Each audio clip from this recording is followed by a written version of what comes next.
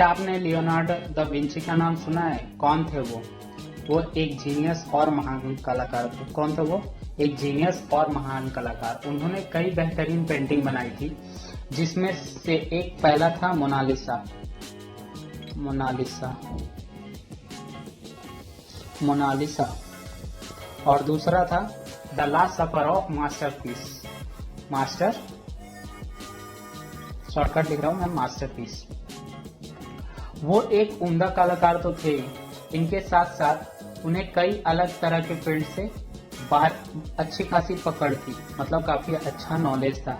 जैसे कि बॉटनी, पहला उनका बॉटनी, दूसरा था मिलिट्री मतलब आर्मी, और तीसरा था इंजीनियरिंग। पांचवा था एनाटॉमी। इन सब की उनको काफी अच्छी नॉलेज थी। इसके वजह से उनको क्या कहा जाता था?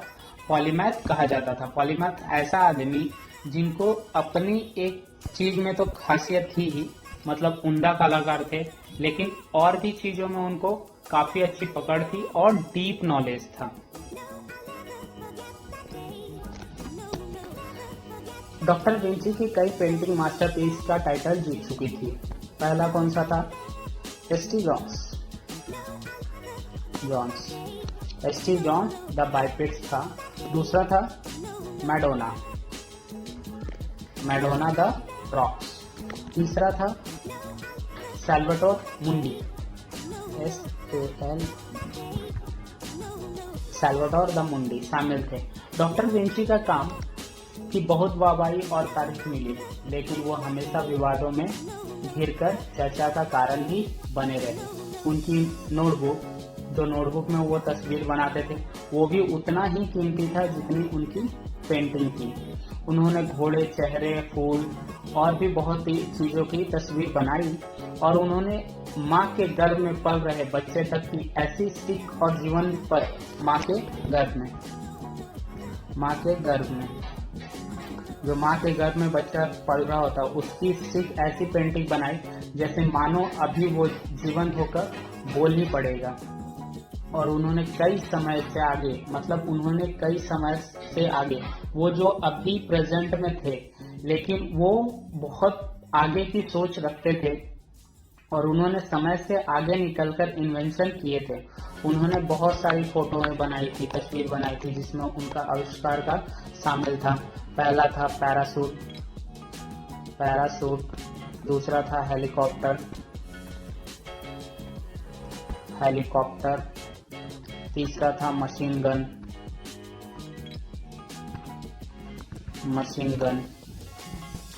उनके इन उम्दा आविष्कार के लिए काफी ज्यादा वो चर्चित रहे और काफी ज्यादा वो फेमस हुए थे। लेकिन क्या आप जानते हैं कि लियोनार्डो विंची एक नाजायज संतान थे? उनके पिता एक उभरते हुए वकील थे और माँ उनके छोटे से गांव में काम करने वाली खेतों में काम करने वाली एक साधारण सी लड़की।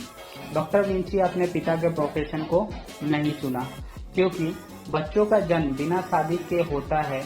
उनको प्रोफेशन करियर बनाने की इजाजत नहीं होती। मतलब उनके गांव में ऐसा एक रिवाज था कि मतलब जो बच्चा शादी से पहले जन्म ले लेता है, उनको अपना करियर बनाने की इजाजत नहीं थी।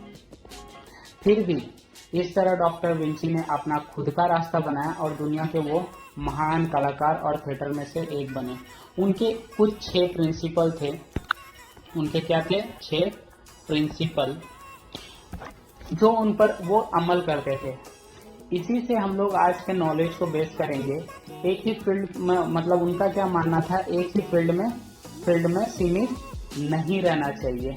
हमेशा ज्यादा जानने और सीखने की इच्छा रखनी चाहिए, तभी वो इतने बड़े महान कलाकार बने और नॉलेजेबल आदमी बने, और उनको जीनियस नाम दिया जाता है। तो आज हम लोग उनके 6 प्रिंसिपल जो है वो जानेंगे। पहला प्रिंसिपल है क्यूरियोसिटी, मतलब यानी जानने की इच्छा, मतलब पहला प्रिंसिपल है उनका क्यूरियोसिटी, मतलब क्यूरियोसिटी। क्यूरियोसिटी मतलब ज्यादा जानने की इच्छा। हमेशा अपने सोच को एक जगह लिमिट नहीं रखना चाहिए और हमेशा कुछ नया करते रहना चाहिए। दूसरा है डेमोस्ट्रेशन। डेमोस्ट्रेशन मतलब क्या होता है इसका, यानी इम्प्लीमेंट भी सीखना चाहिए। मतलब कि आप जो पढ़ते हो सीखते हो उसको आप इम्प्लीमेंट करो, मतलब आप उसको थोड़ा एक्सपीरियंस भी करो।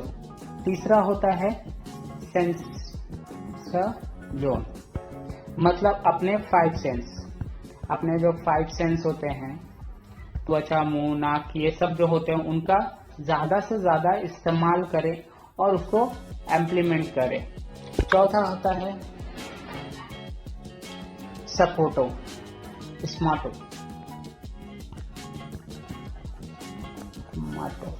यानी तुरंत किसी चीजों पर जज नहीं करना। ये उनका चौथा होता है कि तुरंत किसी भी बात पर जज नहीं करना चाहिए, उसका आगे और पीछे जानना चाहिए, उसके बाद ही उसको जज करना चाहिए।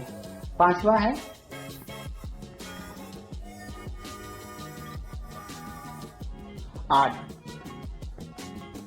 आर्ट एंड साइंस, यानी कि मतलब आर्ट और साइंस के बीच में बैलेंस बना के रखना चाहिए। आपको जो आता है, आपको जो पसंद है वो हमेशा करते रहना चाहिए उसमें। आर्ट्स में जैसे लियोनार्डो दा विंची को आर्ट पसंद था तो वो हमेशा आर्ट में छोड़, लेकिन उन्होंने हर एक चीज का एक डीप नॉलेज दिया।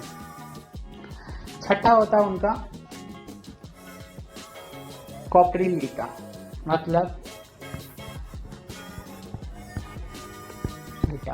कॉर्पोलेटा मतलब फिजिकल फिटनेस। तो उनका था कि मतलब ये 6 रूल थे, उनके 6 प्रिंसिपल थे, इस तरह वो काम करते थे और उन्होंने एक महान शख्सियत की एक पदवी हासिल की जो बहुत ही बड़ी है। आप जानते हैं कि लियोनार्डो दा विंची कौन है, तो ये उनके 6 प्रिंसिपल थे जो मैंने बताए।